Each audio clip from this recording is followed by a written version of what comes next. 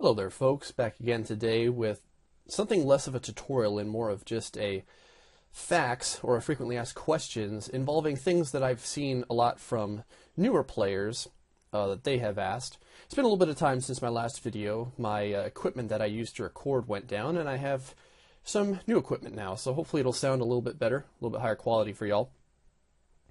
Now these questions, you can often find the answers to these on the forums or in a Lanthropedia. Sometimes it can be a little bit difficult to find the exact information, and sometimes people just want opinions on certain things, so that's kind of like what we're going to be doing here today.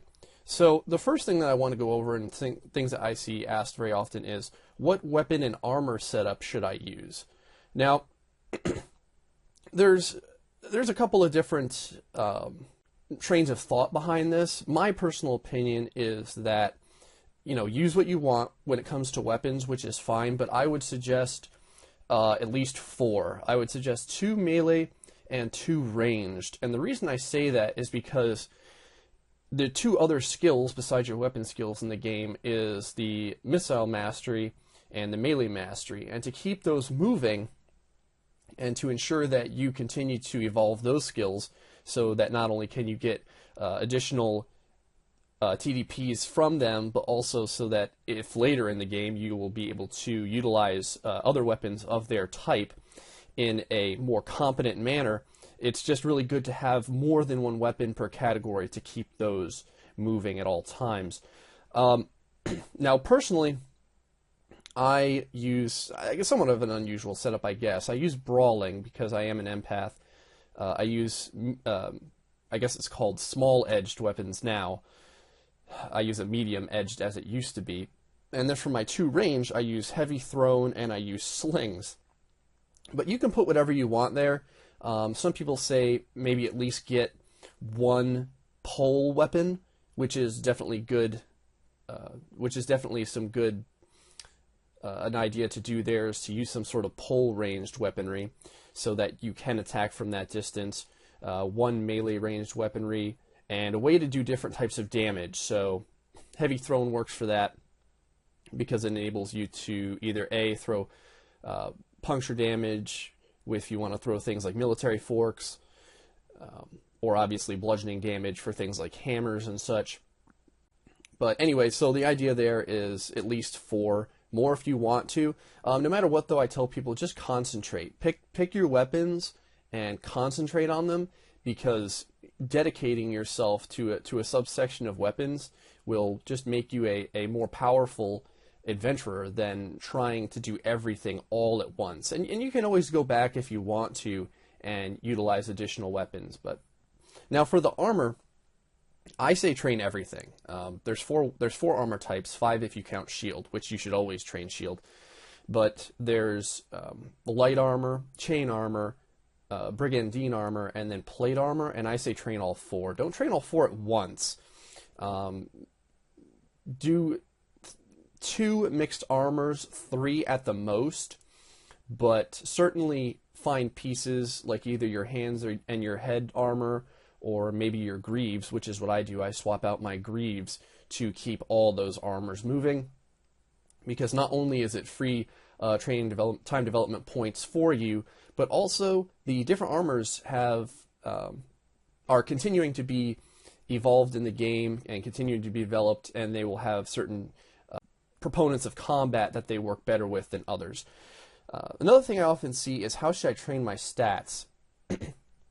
Now, a good suggestion for this is to work up to 20 in all stats and then find the way that you want to begin branching out. A lot of people say work them all up to 20 and then work them all up to 30 and then work them all up to 50 and then branch out as you want. What I say is working them all up to 20 is good, and that's something that you should consider.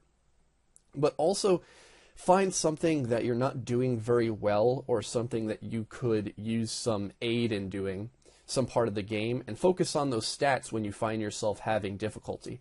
So if you're in combat and you're getting hit a lot, maybe focus on your reflex a little bit. If you're having difficulty hiding, think about increasing your discipline, because that's one of a really relevant skill when it comes to hiding. If you are trying to always get rid of a pesky burden, think about strength and stamina. So those are some things that you can think about when you're training these skills and maybe wanting to pump a few up above the baseline that you've created. Just think about what you're doing not so well and what you'd like to do better and kind of move from there. In the vein of guilds that have magic, another one is, what spells should I get? This actually is, I would say that this is a lot like stats in that once you develop something of a baseline, you know, you have your way that trains targeted magic easily for yourself.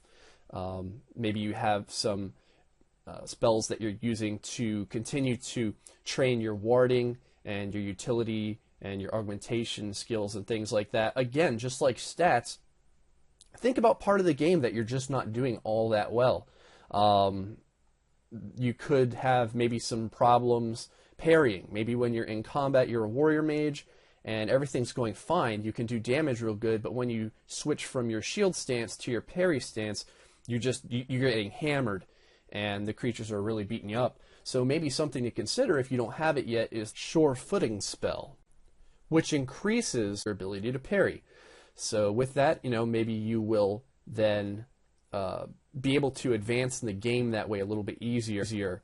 And that's kind of how I look at things. The way I look at it is, if I'm having a difficult time doing something in the game, then that's what I'm going to focus on.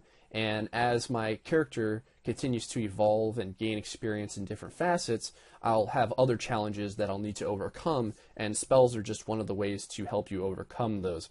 Then moving from there, another question is, how do I make money? This actually has quite a few tips to it, and a lot of them are pretty self-explanatory, but I'll go over them anyway. First off, pick up everything that drops out of the creatures that you kill from the treasure system. When you get done hunting, there shouldn't be a coin or a gem or a box left on the ground. Grab it all. And if you've seen the tutorial on the store system from my good buddy's site DragonRealms videos over here on YouTube, he will teach you how to use that stow and store options so that you can very quickly stow gem and just repeat that command and pick up all those gems, stow box to pick up all the boxes, and then of course just get coin to get all those coins.